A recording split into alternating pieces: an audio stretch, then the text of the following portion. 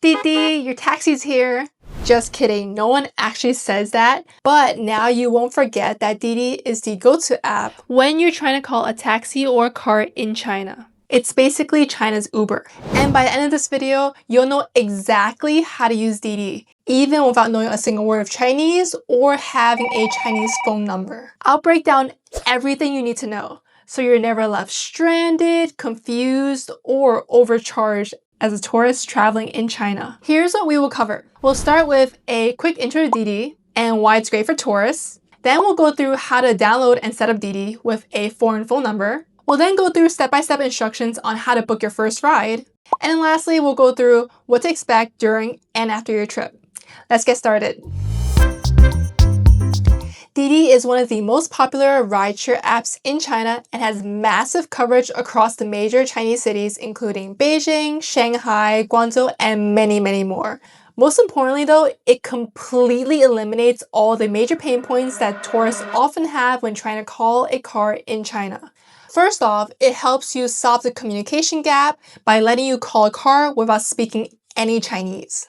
You just enter your pickup location and your destination in English on the app, and then the app will translate everything for the driver. And there's even a messaging functionality within Didi where you can type questions or comments in your native language and it'll translate it for the driver and vice versa. Super convenient. Second, you avoid getting overcharged. With traditional taxis, especially at tourist hotspots or at the airport, there's a risk of getting overcharged, if the taxi takes a longer route or if there's some kind of confusion about the agreed fare up front. But with Didi, you see the exact price or close to the exact price up front even before you book the car. And the payment is handled through the app, so it's complete transparency. And lastly, it's just incredibly convenient. It's so quick to get a car. We're talking a minute, maybe 3 minutes max. You know exactly where your driver is. You can watch your route in real time. And this way you don't have to stand around waving to get a taxi, which isn't effective in China anyways. So now that you know why Didi is so useful when traveling in China, let's talk about how to access it on your phone. There are actually two ways.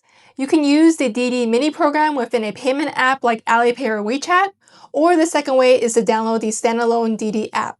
With the first way, the Didi mini program, the nice thing is that you don't have to download a separate app since you'll have to download Alipay or WeChat for payment anyways. Let's go through the steps for Alipay.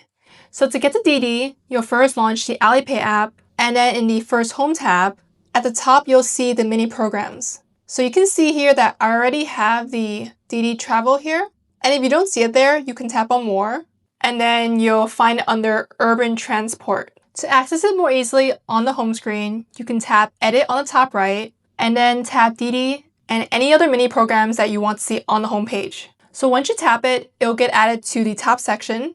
We'll save, and then we'll go back to the home page, and you'll see it there now. So you can tap on the icon, and it will launch Didi. So that's how you access Didi via Alipay. Now, similarly for WeChat, once you launch the app, you'll tap on the Discover page, find where it says Mini Programs, and then at the top, you'll type in Didi, D-I-D-I. You'll choose the first one. There's a lot of similar looking ones since they have many transportation offerings, but we're looking for the rideshare one. So we'll tap it once to launch it, and then we'll swipe from the left edge of the screen to the right to close it. And now you'll see Didi in the recently used section for future use. So that's how you access Didi via WeChat. Now, if you don't want to go through Alipay or WeChat, you can always download the standalone Didi app. So to get the Didi app, you'll need to launch the program that you use to download apps. So like the App Store or the Google Play Store. In the search bar, you'll type Didi China, and it's going to be this one here, Didi China Ride Hailing. So regardless of whether you choose to get Didi through the payment apps or through the standalone apps, the functionalities are going to be exactly the same, so it doesn't really matter. It's a matter of preference. Now, once you've downloaded and launched it, it's going to prompt you to create a new account. You can sign up in a couple different ways, including Alipay, WeChat, Apple login even, as well as a phone number. If you opt for your phone number, you can use your foreign phone number. So I signed up with my American number. And because it does send a verification code to your phone number, you need to do this part before you leave for China. So after you create your account, if the app now looks like it's all in Chinese, you can change it to English by tapping on your profile icon in the bottom right corner here. And then the second option from the bottom, you'll see a language option. So you'll toggle that to English. Next, you'll need to enable location services if you haven't already. And then lastly, for the payment option, Didi accepts several payment options that work for foreign tourists. So if you go to account, then wallet, and then under payment methods, you'll see all these options. Tap on the ones you want to set up, enter your information, and then you're all set to book your first ride. And then for Didi through Alipay or WeChat, payment will be connected to your Alipay or WeChat wallet, which is the credit or debit card that you set up for general payment in the respective app. And that's it for setup. Now, before we go into talking about how to book a ride, please take a second to hit that like and consider subscribing if you want to see more helpful travel content like this. It's free for you and really helps support the channel so that I can keep creating content like this to help travelers like yourself. To book a ride, here's what you do step by step. Step 1. Enter your pickup location. After launching Didi, the app will automatically detect your location assuming you've turned on location permissions. For the most part, this is correct and you don't have to do anything, but if you do want to manually adjust, you can actually drag the pin around to where you are or where you want it to go. And if you're trying to call a Didi at the airport, you'll want to wait until you get to the designated Didi zone, since it can be a little bit of a walk, and you'll keep an eye out for signs that say online car hailing or e-hailing. Step 2. Enter your destination. Next, you'll tap on the destination field, and then you'll type in where you want to go. So this field not only recognizes Chinese, but also English, as well as Pinyin, which is the romanization of Mandarin. So you can enter in an address, the hotel name, or even a landmark's name, and it will suggest places as you type it out. So if I type in like Beijing Forbidden City or Beijing Gugong, then it will show the results.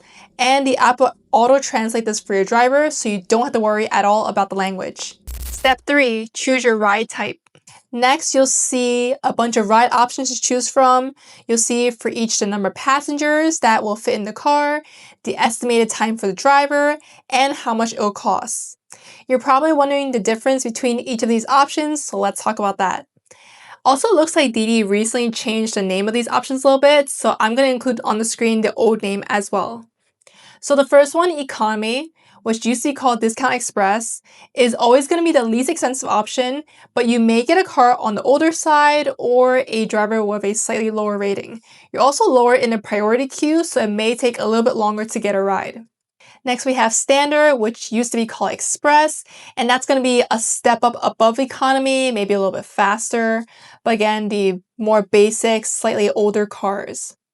Then we have Priority, which will bump you up in the queue if there's a lot of people waiting for a car, so slightly faster again. And then we have Taxi and Comfort Taxi, which will let you book a licensed taxi through the app. And you'll notice it says cash accepted, which is not an option for the other ride types, but I would personally stick to paying within the app if possible. Then we have Premium, which used to be called Premier, and that gets you the newer and more premium cars, think leather seats, as well as a driver who has a higher rating. Then we have Premium XL, which is going to be the 6-seater version of Premium. And then we have Lux. So Lux is if you want a luxury car, think BMW and so forth, with a highly rated driver. And then you have Lux XL, which is the 6-seater version of Lux. So lots of options to fit every need, and if you have more than 2 suitcases, I definitely recommend you to get the XL version so you have ample space. You can also choose multiple ride options at once, so if I pick like the top 3 or 4, the first driver to accept will be the one that I get. If it says EST, then that's a fair estimate, and that's approximately what your fare is going to cost afterwards. You can rest assured it's going to be pretty close and you'll pay once the trip is done. If it says upfront fare, then the fare is set and you'll pay for the fare ahead of the ride. Step 4, confirm your booking and wait for your ride. So once you've confirmed which ride type you want, you'll scroll down to the bottom and you'll see some options that says schedule and for others. You don't actually have to do anything here, but if you want to schedule a car for someone else or schedule a car tomorrow, you can add the information here. If that's not relevant, just leave it alone, tap confirm, and then Didi will start searching for an available driver. So you'll get matched with a driver pretty quickly.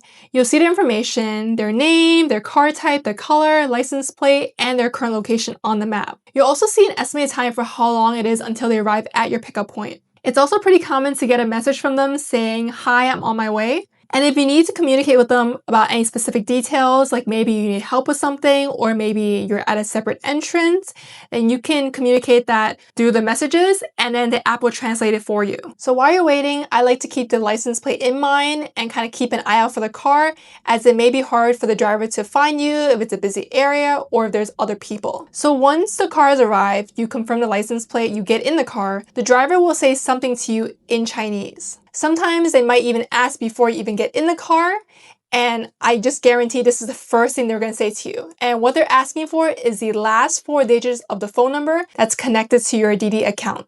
This is a fairly standard verification process just to make sure you are the person who booked the car. And if you can say the last 4 digits in Chinese, that's going to be super handy. And if you don't know how, I'll teach that in an upcoming video. But otherwise, you can also write the numbers on a notes app and that just show that to them when you get in the car. And then once that's confirmed, you're all set and they'll start driving. Step 5, what to expect during the ride. So during the ride, you can follow your route on the app in real time. The GPS will show you exactly where you are and the path to your destination. The app also has a bunch of safety features built into it. There's an option to share your ride status with your friends and family, so you can send them a link that will allow them to track your path in real time. There's also an SOS button, which I assume contacts authorities in case you ever feel unsafe. One thing that might happen during a ride is if you go on a highway or you pass by a toll collection area, the driver may ask you to help cover the toll fee. There is a lot of heated opinions about this topic.